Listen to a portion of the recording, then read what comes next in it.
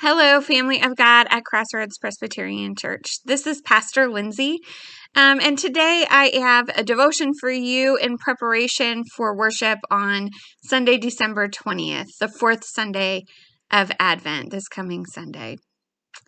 As you may already know, the session has made the very difficult decision to have virtual-only worship this coming Sunday, December 20th, December 27th, and January 3rd. At that point, we will revisit and see if it is safe to have in-person worship again at that point.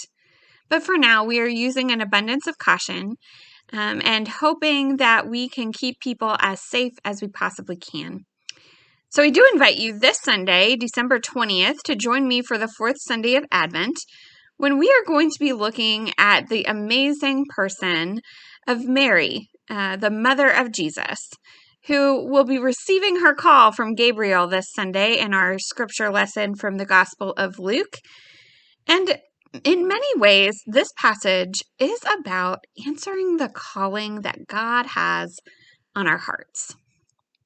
It is a really snowy day, and it has been for the past 24 hours. And as we have watched the snow pile up outside of our homes, I know that many of us are feeling a little trapped inside. In addition to our COVID concerns, we also have roads that are not passable, so we are staying home.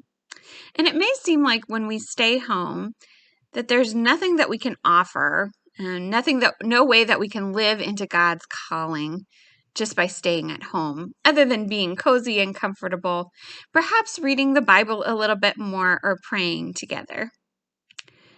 But really, God has a calling no matter where we are and no matter what we're doing, no matter what limitations the world seems to be throwing at us.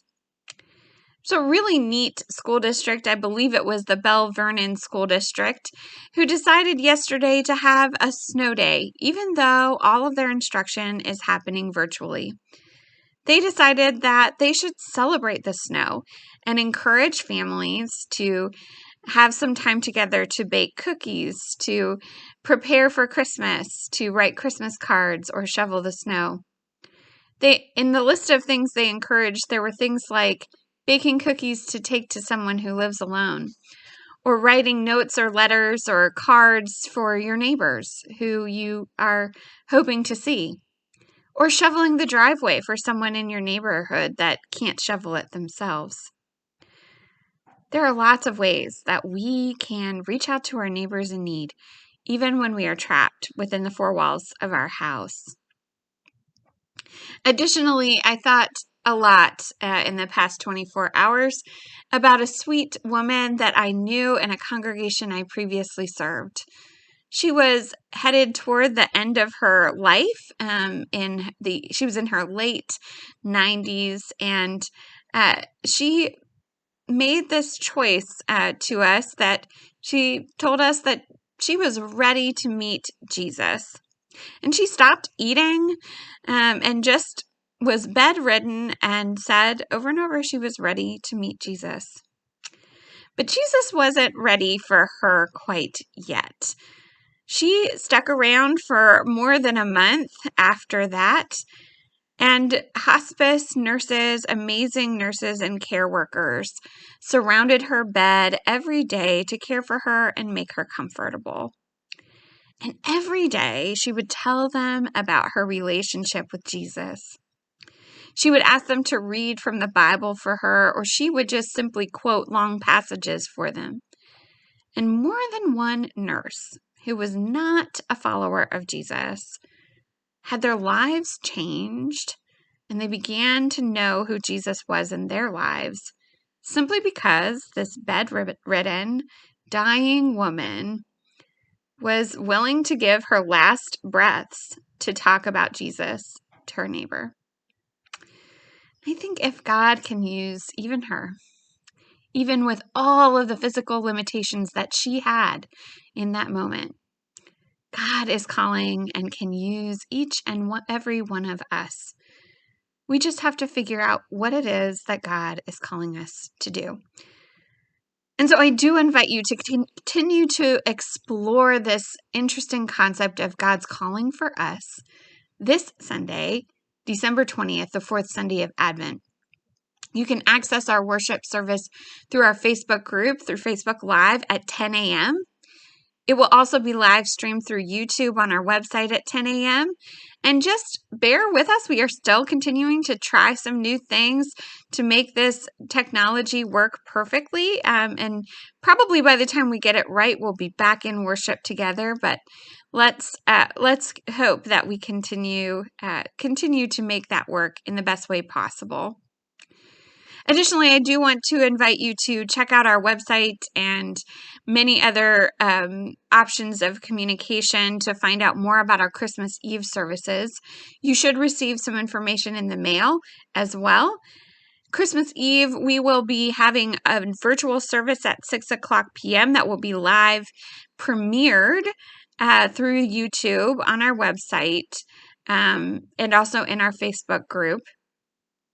That will happen at 6 o'clock, but you can watch it any other time after 6 o'clock. Also, at 3 o'clock and 8 o'clock p.m., one of those options, you can come to the church for a drive-in. We will park cars in the back lot like we're going to the drive-in.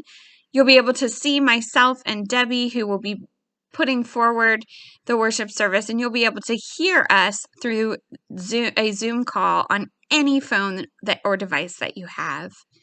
Even if you're not able to drive into the church, you may want to consider calling into that meeting so that you can hear the worship service if you don't have the internet as well. All of that information and more is in the letter that's been sent to your house, and I will also be making a video to give you specific directions about all of that.